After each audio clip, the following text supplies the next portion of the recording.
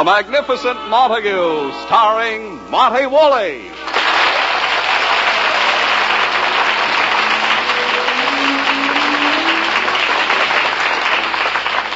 Yes, it's The Magnificent Montague, the Saturday night transcribed feature on NBC's All-Star Festival of Comedy, Music, Mystery, and Drama. Brought to you by Chesterfield. Always milder, better tasting, cooler smoking, plus no unpleasant aftertaste. By Anacin, for fast relief from pain of headache, neuritis, and neuralgia. And by RCA Victor, world leader in radio, first in recorded music, and first in television. Before we hear from the Magnificent Montague, let's hear from Chesterfield. Science discovered it. You can prove it. No unpleasant aftertaste when you smoke Chesterfields. The biggest plus in cigarette history. Science discovered this fact. Of all cigarettes tested, Chesterfield, and only Chesterfield, leaves no unpleasant aftertaste. You can prove it. Smoke a pack of Chesterfields. They're always milder, better tasting, cooler smoking. And Chesterfield is the cigarette that leaves no unpleasant aftertaste. That's the biggest plus in cigarette history. Science discovered it. You can prove it. Buy Chesterfields today. And now, the Magnificent Montague.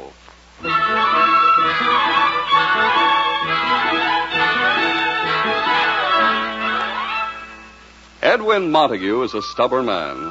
As the Magnificent Montague of the Shakespearean Theater, he held out for years against going on the radio. Now that hunger has driven him to becoming Uncle Goodhart, hero of an afternoon radio program, he refuses to get off the air even for a weekend vacation. His poor wife, Lily, is doomed for another weekend in the city. But Agnes, their maid, is happily packing for an outing. You are my sunshine, my only sunshine. You make me happy, you make me sad. What is it, honey? Oh, you're packing. Are you going away again for the weekend? What do you think? I'm off for the wide open spaces, and I don't mean your husband's mouth. Well, what is it this time? Another outing of my club, the Unattached Girls of East 37th Street. Oh, you girls have so much fun. I just can't get Edwin out of New York. What a break for the rest of the country. Oh, stop. It's just that he hates the country. He's just afraid of the birds. If they spot that beautiful nest that hangs down from his chin, they'll think it's a federal housing project for swallows. Oh, that's silly. Now, tell me about the trip. I didn't know you were going by car. A car, she says. We all chipped in. We sent Zelda Zimmerman down to a used car lot. Boy, did she come back with a heap. A real meatball on wheels. Well, what kind is it? A 1923 Essex. The one they used to call a Greyhound. I remember. Does it run? Run? If you put a rabbit in front of it, it'll chase it. Well, then why was Zelda talked into buying The it? salesman gave her a pitch. He said it was just like a modern car, no gear shift. No gear shift? It fell off 20 years ago. Agnes, I'm worried about you going on a trip in a car like that. Honey, it's the perfect car for a cheap trip. It don't use gas. No gas? No, you just feed the squirrel under the hood. Agnes, in a car like that, it sounds too dangerous. Oh, don't worry, honey. Hazel Schmidlack's boyfriend's a mechanic. He got under the car and said all he had to do was turn a few screws, and that's all he did. Good. Yeah, he's been under the car for 5 days now. 5 days? The motor fell on him. Oh, Agnes. Well, I hope it doesn't rain and spoil your outing. Just being out of this house and away from that monster husband of yours makes it a glorious holiday. When Edwin and I were younger, he used to love going on boat rides up the Hudson. I know. Then Fulton invented the steamboat and scared Montague off the river. Oh, Agnes. No kidding. You need a rest, honey. I can take you somewhere. Oh, what's the use? He's so stubborn. Look, honey, use your brain. Tell him your health's shattered. Just tell him he's got to take you away before the boys in the white coats do it for him. Do you think I could do it? Why not? You are an actress. How do you think most wives get vacations? A groan, a moan in front of the husband, and it's hi-ho off to Bermuda. Did you think a few moans and groans would work? It does with most husbands. Of course, with Montague, you may have to chop off an arm or something. Agnes, I hate deceiving Edwin, but I just know getting out of town would be good for him, too. Oh, that must be Edwin back from his morning walk around the block. I'll let him in. Here he is, nature boy. Well, as I live and breathe, glamorous Agnes, the last of the bloomer girls. Where's Lily? She's lying down on the couch. Lily lying down? I'm over here, Edwin. Oh, what's the matter? Oh, I don't know, Edwin. I've been feeling funny all week. She fainted 3 times this morning. Please, Agnes, I didn't want him to know. Know what? Gad, you look wonderful.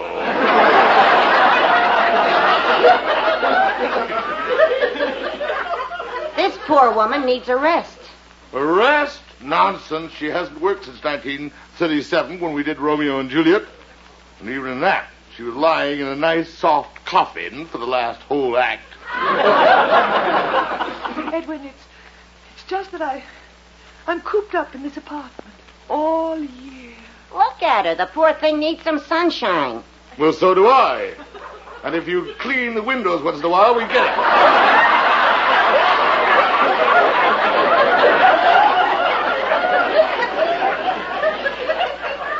Oh, Edwin, my head is splitting. I'm telling you, she needs a change. You're so right. We'll get a new maid. Edwin, I don't like to demand, but perhaps a weekend in the country with fresh air, sunshine, green fields. Sunshine and fresh air? That could kill you, you know. Edwin, everybody goes away for the weekend. You're up now. I thought you were so sick. My weak little wife. Oh, Edwin. Oh, you're horrible. Now, stop bawling. Tragedy was never one of your strong points. Go to your radio broadcast. Go anywhere. I could make it more specific. Agnes, you started it all, this insane weekend nonsense. Oh, will you go to your radio broadcast? Yeah, hit the road. I'm going. Home, sweet home. Be it ever so humble, there's no place like Bellevue. Goodbye. Oh, now, honey. Oh, Agnes, it's not that I particularly want to go away on a weekend, but when I pretended I was sick, you didn't even seem to care. Well, there's one consolation. You married Montague for better or worse, and he can't get worse. Oh, that's Edwin. As usual, when he's been nasty, he's coming back to apologize. The fiend. I'll get the door. Oh, so you've come crawling back. Uh-oh, it's Mr. Zinser, the director of Montague's Uncle Goodhart program. Oh, hello, Mr. Zinser. Oh, hello there, Mrs. Montague. Is Mr. Montague home?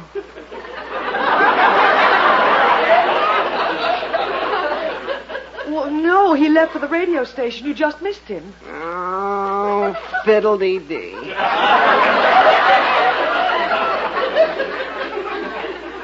What's the matter, Mr. Zinser? And what have you got in that basket? Well, I'd rather not discuss it, Mrs. Montague. Whatever it is, it's moving. Mr. Zinser, what is it? Please, Mrs. Montague, it's not the sort of thing men talk about in front of women.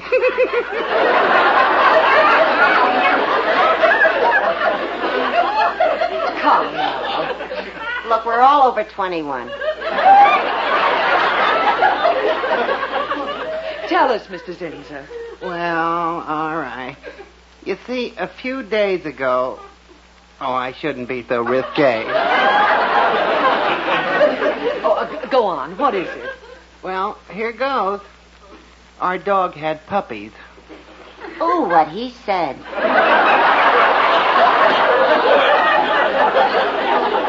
Quiet, Agnes. So that's what's in the basket. A puppy. Oh, quick, let me see him. It's a her. Here, I'll pull back the blanket. Oh, Agnes, look. Oh, isn't she the cutest thing?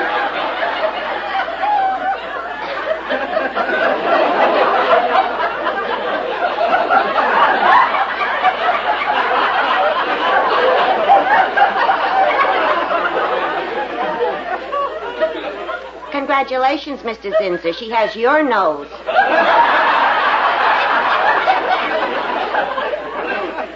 you. Do you really think so? Oh, look, she's trying to bite my finger.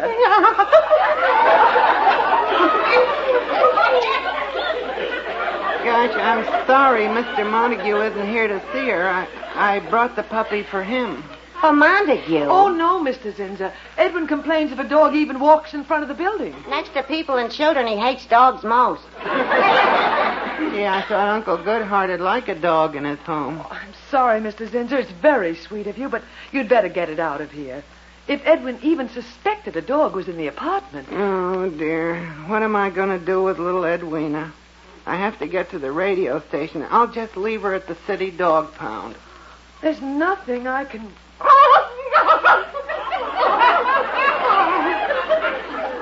Edwina sure goes for you, honey. Oh, look at her. Cute as a button.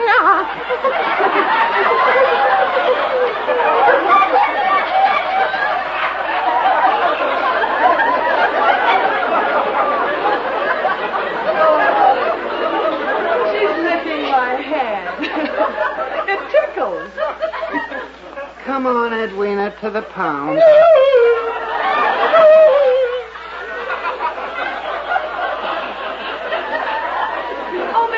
You can't take her to the pound. I have to do something. I can't take her back home. We got 8 more to get rid of.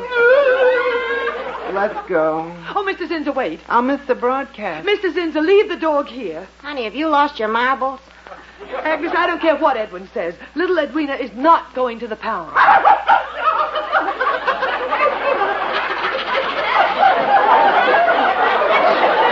You mean you'll keep the dog? Yes. All my life I've wanted a dog. And little Edwina is just the one. Oh, that's George. There's a vet around the corner, Dr. Spitz. I'll send him right up. A vet? All puppies need shots and things like that. Gee, I'll be late for the broadcast. Goodbye. Honey, a dog in the same house with Montague? It'll be murder. I don't care. Edwin will have to get used to her. Oh, brother. Between his beard and the dog, we'll have every flea in New York in here. Oh, here, let me hold her.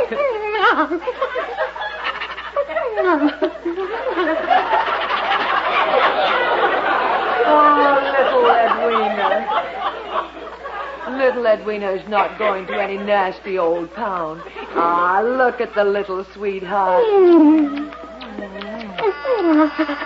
Oh, that must be the vet, Dr. Spitz. I'm coming. Will someone open the door? It's Edwin. Edwin? Well, I can't explain to him now. Let me in. I'll hide the dog in the bedroom. Tell him anything, Agnes. Don't let him find out. Lucky Agnes, always in the middle. Coming! What's the idea? Keep you waiting. Where's Lily? She's in the bedroom. Then she's really sick. Lily. But don't go in there. Let her rest. You're right. Agnes, I must have been out of my mind. I was halfway to the radio station before I realized how miserably I treated Lily. I want her to know. Sure, I'll tell her. Now go. I don't hear anything in the bedroom. She must be resting. Yeah, now go. Agnes, I'm worried. She looked pale. Is she really sick? Nothing at all.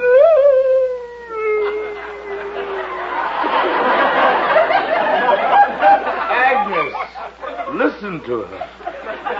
Lily! Don't go in there. You'll upset her. But she sounded off. It'll pass. Just a little sinus condition.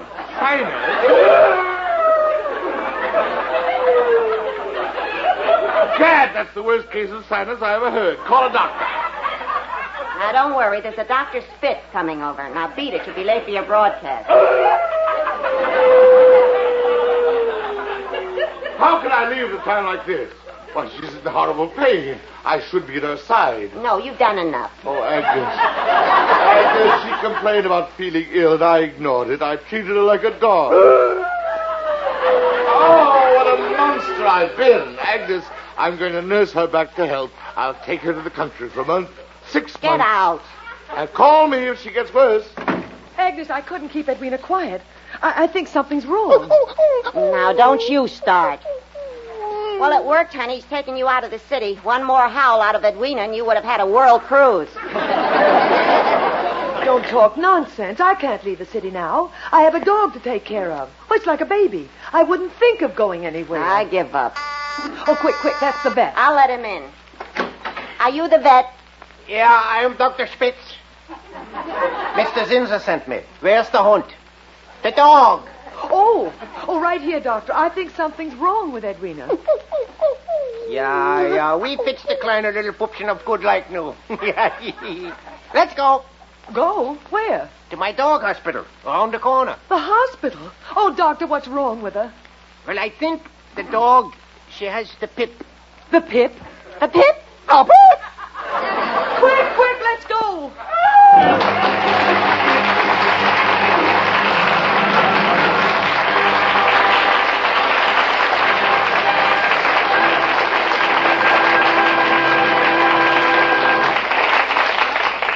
We'll be back with the Magnificent Montague in just a moment. First, here's a word from Anison. Every day you hear more and more about an incredibly fast way to relieve the pains of the headache, neuritis, and neuralgia. It's Anison, Anacin. Now, the reason Anison is so wonderfully fast-acting and effective is this. Anison is like a doctor's prescription. That is, Anison contains not just one, but a combination of medically proven active ingredients in the easy-to-take tablet form. Thousands of people have received envelopes containing Anison tablets from their own dentist or physician, and in this way discovered the incredibly fast relief Anison brings from pains of the headache, neuritis, or neuralgia. So the next time a headache strikes, take Anison, Anacin. Anison in handy boxes of 12 and 30, economical family-size bottles of 50 and 100. Ask for Anison at any drug counter. And now, back to the Magnificent Montague.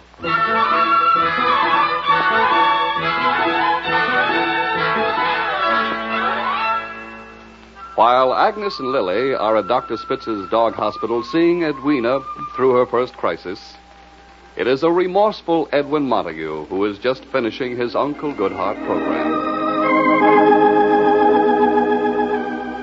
And so, Ronald, once again you come to Uncle Goodhart for advice. Now you want to change your name. Don't you like the name of Ronald Smith? It's a good American name, Ronald. There's nothing to be ashamed of. But no, for some strange reason, you want to change your name to John D. Rockefeller, Jr. Just because that is the name you've been signing checks with. But you have nothing to worry about. As Shakespeare said, what's in a name? You just keep signing those checks, and the authorities will change your name for you to a nice long number. So, dear listeners, like Ronald, as the prison gates close on him for 99 years, remember, keep your head high into the sun and live.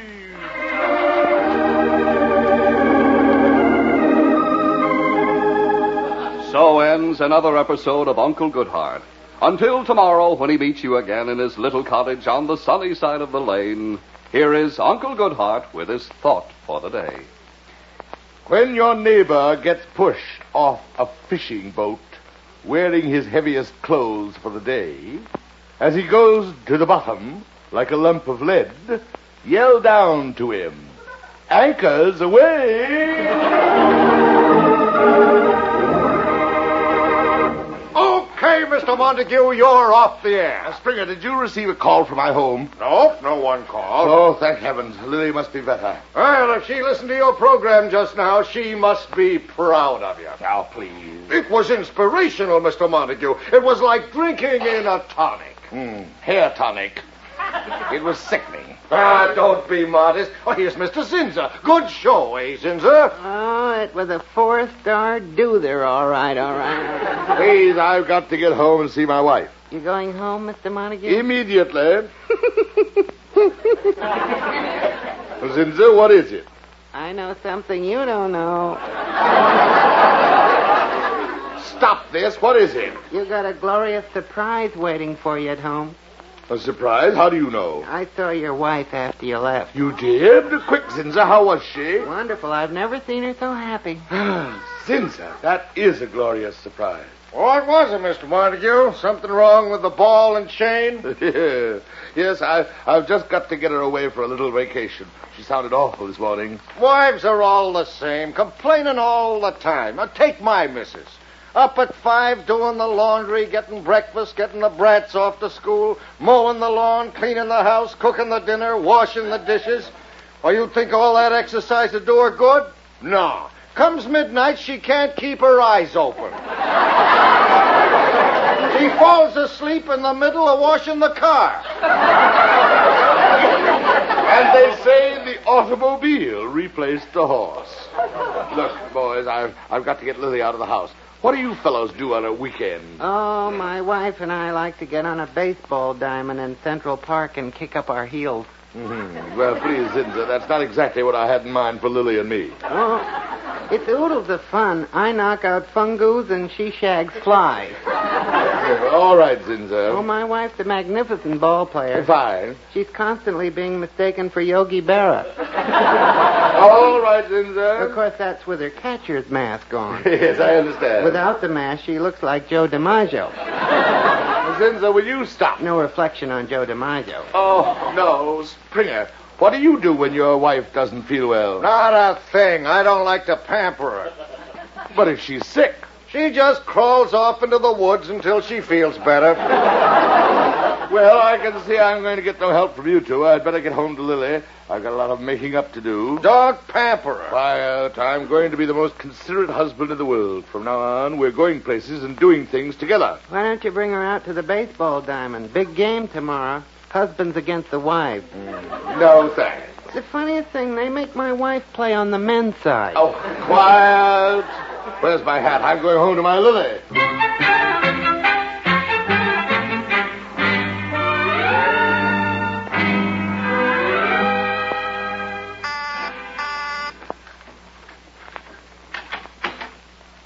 Lily? Lily? Agnes! What's funny? No one's home. At least that means she's well again. She's doing that shopping she said she had to do. God, what a scare she gave me. Those sounds she made. Well, I'll hear them in my sleep. Coming! Oh, the janitor. Any garbage? Look, can you come back later? My wife isn't home. Oh, not yet, huh? Well, I seen her and Agnes rush out with a doctor. With a doctor? Yeah, they said they was going to the hospital. Hospital? What hospital? Tell me. I don't know. Let go of The her. hospital? Oh, I hope I'm not too late. Where's the phone? Operator, get me a hospital. Well, how do I know? Any hospital. Call them all.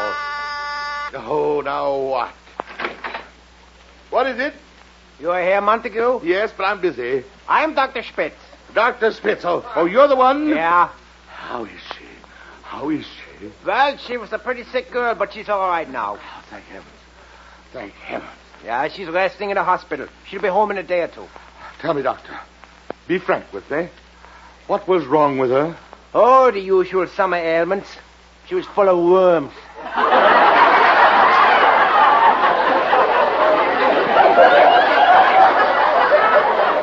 Worms? Yeah, I give her a couple of shots, and it's off. Read us into the worms. Well, what else did you have to do? Well, I clipped and plucked her. No. Yeah, I shaved off all the hair cool for the summer. Well, of course, she always wanted a short haircut. Well, by chimney, she got it. Doctor, this is serious. She looked terrible. Oh, she's a beauty now. Looks good, eh? Oh, wait till you see her with her ears clipped. You clipped her ears? Well, she must be crazy to let you do that. Crazy. Not her. She's a smart one. I know. Already you can start teaching her tricks. Tricks? You'll see. In a few weeks you can send her alone. She'll come back with a newspaper in her mouth. Oh, no. What has happened to her? Her mind has gone. Don't you worry. I'll bring her around all right. She'll be all right. I'll get the best nurses to take care of her here. What nurses? All she needs is companionship and love. Yeah, I go bring her home. Poor Lily. Companionship and love.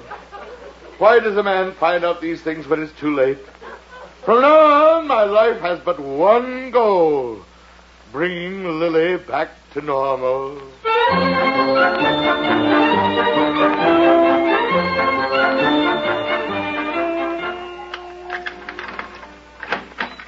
Now take it easy, honey. Agnes, Boy, you got it bad. Here, lie down. I walked to that dog hospital. I didn't know what hit me. Well, it's a good thing you found out you're allergic to dogs. Oh, Agnes, don't even mention the word dogs. I'm glad we got in touch with Zinzer in time. He's going to take Don't say it. the DOG back. Just let me lie here and recuperate. I never in my life want to see another... I'll get the door. Oh, it's you. Agnes, is she home? Oh, there you are, Lily. Now, Lily, don't get up. Edwin, Poor little Lily. Can you ever forgive me? Edwin... Things are going to be different from now on, Lily. I spoke to the doctor. You did? You need love and companionship. You have all my love, Lily. Oh, Edwin. And look what I brought you to keep you company when I'm not by your side. I bought you this. What? Well, look in this basket.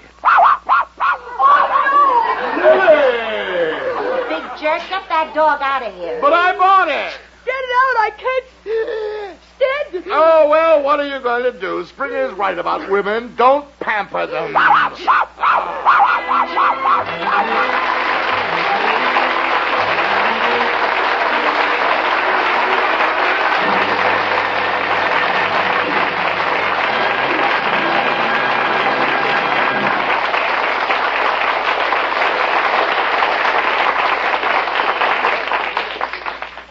Here's a word from RCA Victor.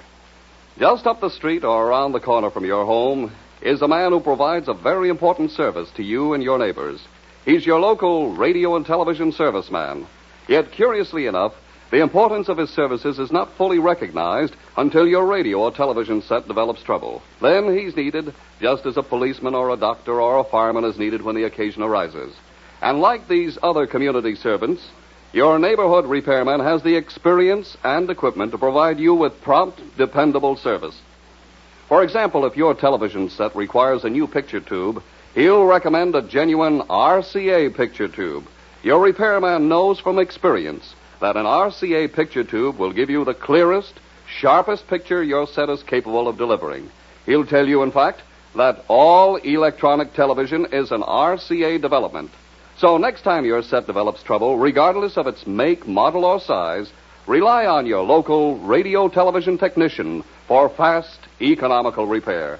And don't forget to ask him for genuine RCA tubes and parts. Then you're sure of enjoying the very best that your television set has to offer.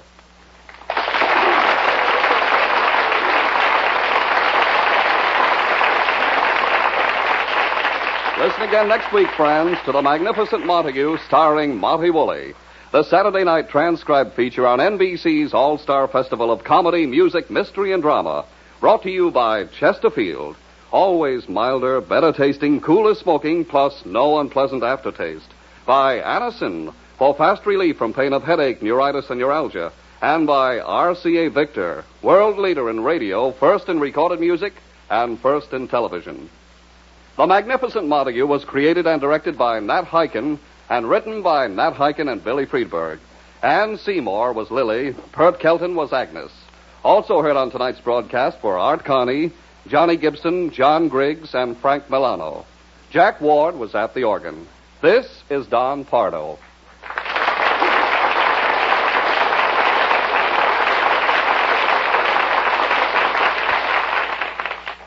The Magnificent Montague has come to you from our Radio City studios in New York. Tomorrow, hear New Theater and the NBC Symphony on NBC.